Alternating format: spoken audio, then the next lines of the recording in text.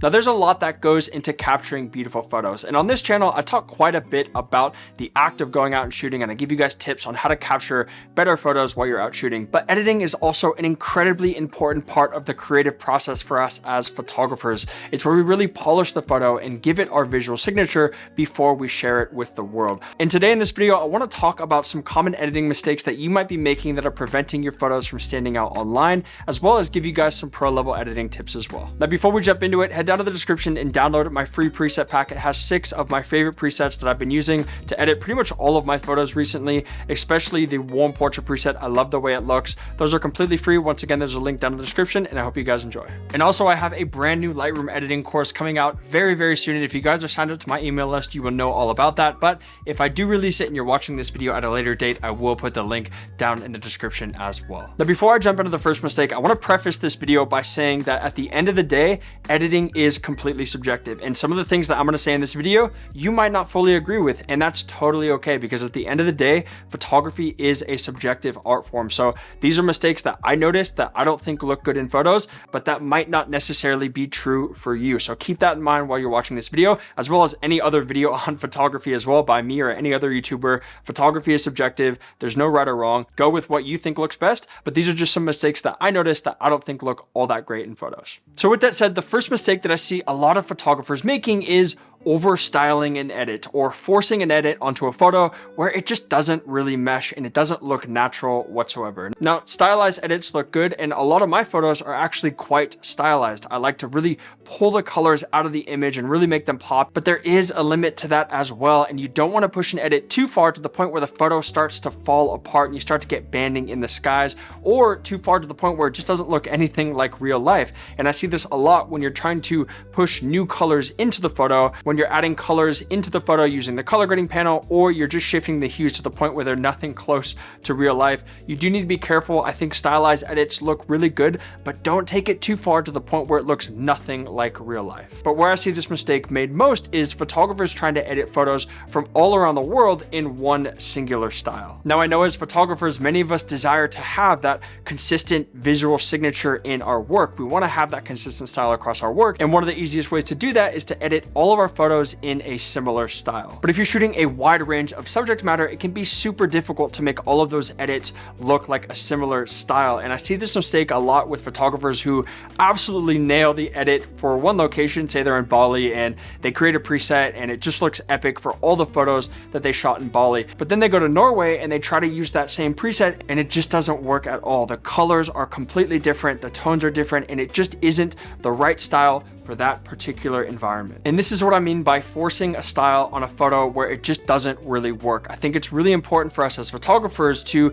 make sure that we're editing to the location that we're shooting at. My edits in Bali are completely different to the edits that I do when I'm shooting in Italy, for example. And while I do like to have a visual consistency, it doesn't come by just using a single preset that I just slap on across all of my images and call it a day. I'm editing each location separately, and I'm adding small visual cues to each image to make sure that they look good as a group. Now, I think a lot of photographers are making this mistake through the use of presets. Now, I have nothing against presets. I use presets all the time to edit my photos, but a lot of the time presets are quite strong. And one of the things that you can do to tone those presets down is to use the preset strength slider. And if it's a good preset, you should have access to that strength slider. Once you apply the preset, you can simply drag the strength up or down. And I like to bring it down a little bit if that preset is a little bit too strong. So don't forget about that feature. Some presets are just super strong, so make sure you take advantage of that preset strength slider. Now, the second mistake that I see a lot of photographers making is over sharpening their photos or adding too much clarity in their photos. And this can get out of hand really quickly. This is really common with beginner photographers.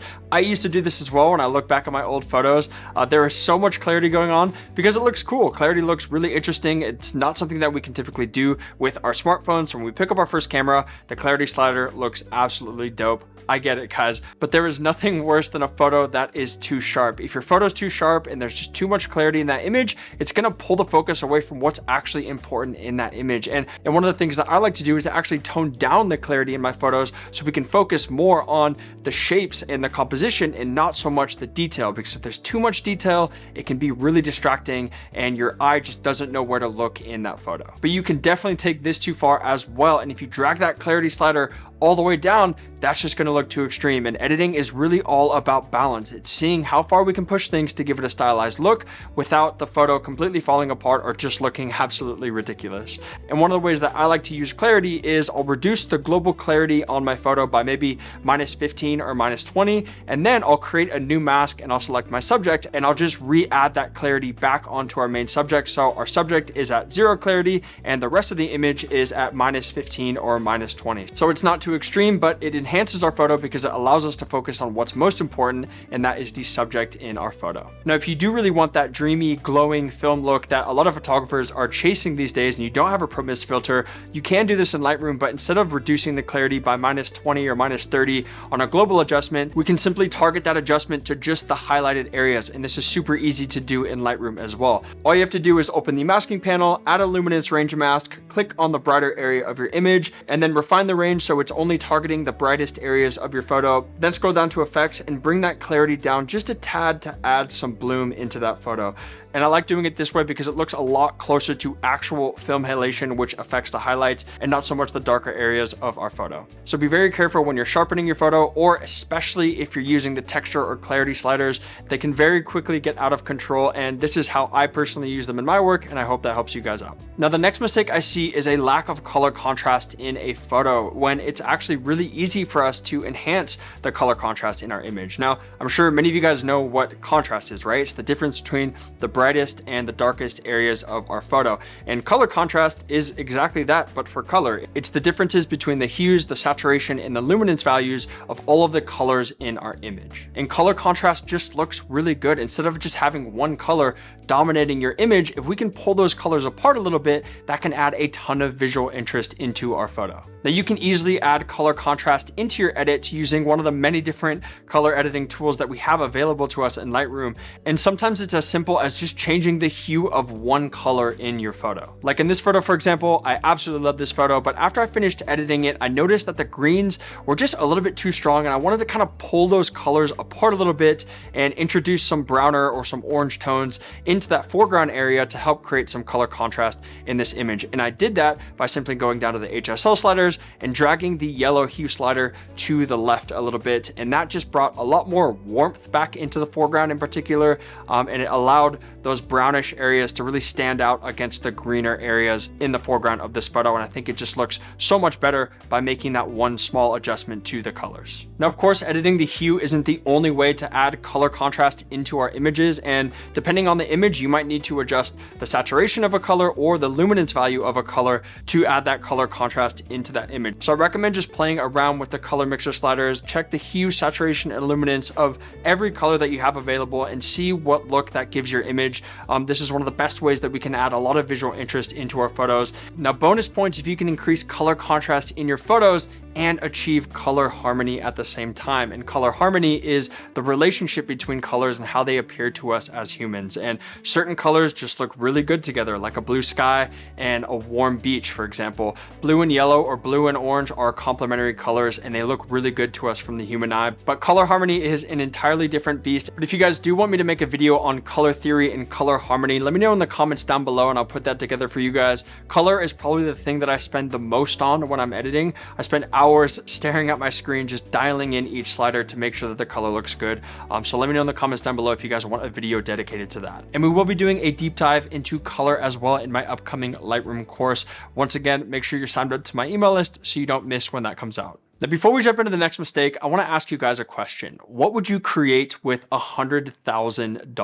$100,000 to bring your wildest creative vision to life, whatever that might be. Well, the sponsor of today's video, Artlist, is giving away $100,000 to one visionary creative to make their creative dream a reality. And when I say your wildest creative idea, I mean literally anything that you can think of. Maybe it's a short film that you've always wanted to create, but you could just never find the funds to do it, or a YouTube channel that you've always dreamed of launching, or maybe it's a photography project that requires you to shoot on all corners of the globe. But no matter what type of creator you are, you can pitch your wildest idea, and Artlist is going to give one of you $100,000 to make your project a reality. Now, to join, all you have to do is post a video on your socials showcasing your $100,000 idea, tag artlist.io, and use the hashtag Artlist100K fund. I'll put instructions down below this video as well. Last year, Artlist funded a team of creatives to shoot the Northern Lights from space. Yeah, Let that sink in. Wild, dude. So push the limits, get creative, and let's hopefully bring your wildest creative idea to life. For all the information on the Artlist 100K fund, head over to artlist.io now or click the first link in the description. Thank you so much, Artlist, for sponsoring this video. Now let's get back to the next editing mistake. Now, the next editing mistake I see is not using the full power of selective adjustments. And I've already talked about them quite a few times in this video up to this point because selective adjustments are insanely powerful for us as photographers. It really lets us pull the photo apart and edit different parts of our images. And if you're just getting started in Lightroom and you're really not sure how to use them, I recommend just giving it a shot, opening it up, playing around with them a little bit, and try editing just one specific part of your image. I use these like crazy in my photos, and I'll show you guys some examples on the screen here where I use those selective adjustments to really take that edit to the next level. I do a lot of burning and dodging, so darkening the dark areas of the photo and brightening the bright areas of the photo, which is a classic photography technique. And I also use those to play around a lot with color and with texture as well, reducing clarity in certain parts of the image or increasing the temperature or decreasing the temperature in certain parts of the photo as well. So these are incredibly powerful for us. And if you're not using these and you're only using the global adjustments, you're really going to be selling yourself short when you come across an edit that's a little bit more difficult and that requires a little bit more attention. So I recommend just really playing around with these. Lightroom has some pretty epic AI selective adjustment features as well. And also my favorite out of all the selective adjustment features that I think is probably the most underutilized are the luminance in the color range masks.